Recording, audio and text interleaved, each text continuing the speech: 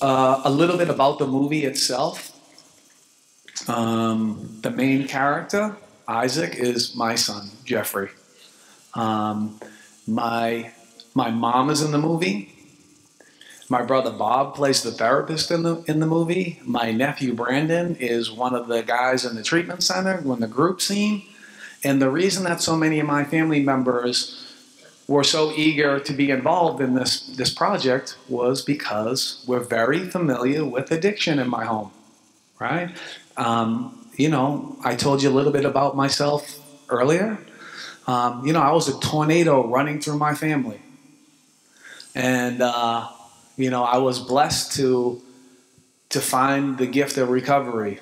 And I want to tell you that recovery is possible. If you're here tonight and you have a loved one at home and they're struggling with addiction, right?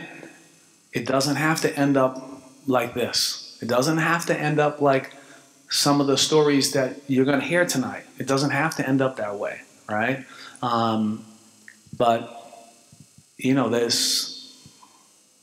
it's happening, and it's happening to way too many people. I went from not being welcome to anybody in my family's home. If there was some kind of event going on, everybody else knew about it except me, because I wasn't welcome. And I'm talking about from age 12 on, right? I was blessed with this gift of recovery. I'm welcoming anybody in my family's home. I can have the keys to any family member that I have. When there's a problem, when there's a question, when there's a concern about somebody they know and love, when it comes to this problem, they call me. I mentioned earlier also that I have a son who is an addict. And I'm blessed to say that at the end of the month, he'll have 5 years clean. And it's a miracle. It is a miracle. So the other thing I want to say is there's a couple of scenes in the movie that do the same thing to me every time, right? Clearly, the tribute at the end is emotional, even though we didn't really get to see it, right? But it's very emotional, right? But there's a couple of scenes in the movie that I lived, right? One is when you realize your kid is on drugs, right? When that doctor called mom and said, your son tested positive for boom, boom, boom, boom, boom, right? I remember that day like it was yesterday. The doctor didn't call. My wife looked in my son's phone.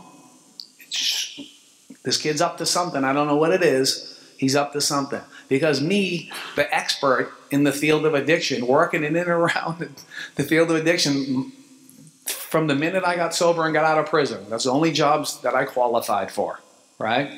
And I didn't want to face it. I didn't want to think it was possible. And my wife said, I'm going to the store to buy a drug test. You get his friends out of the house. We're going to deal with this right now. And as soon as I pulled out that cup and said, I need you to pee in this cup, son, the lies started flying out of his mouth like it was the most unbelievable thing I've ever seen. And I'm talking about my kid, like every person in here, is the absolute apple of my eye. He's my favorite person in the entire world. In the instant I pulled out that cup, I didn't know who the person was talking to me. I didn't know. He changed instantly in front of me. Listen, I can't really pee in that cup, but I can tell you that I tried marijuana once.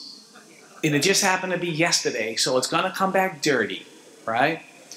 And from that instant, the next 2 years were a complete nightmare in my house. A complete nightmare, right?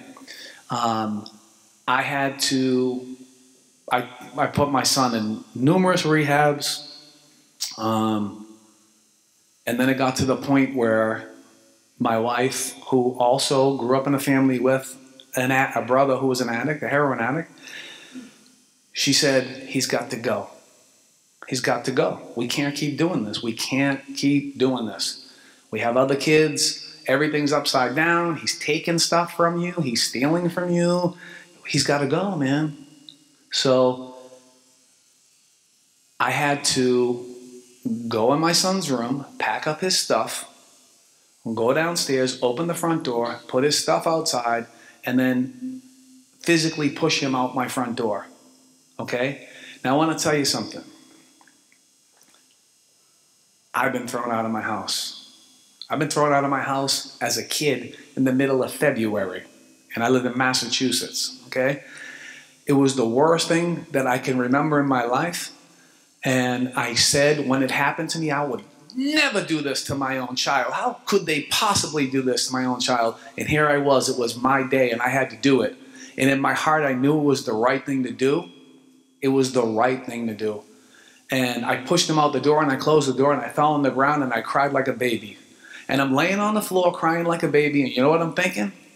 I'm thinking, I'm going to leave my wife, and I'm going to go with my son right now. Right? I started thinking all these negative things about my wife, right? Because that's what this thing does to you. That's what the disease of addiction, whether you have it or somebody you love has it, it just takes everything and it just flips it all around, and it's just crazy. Now, I told you a little bit about my life and how I lived.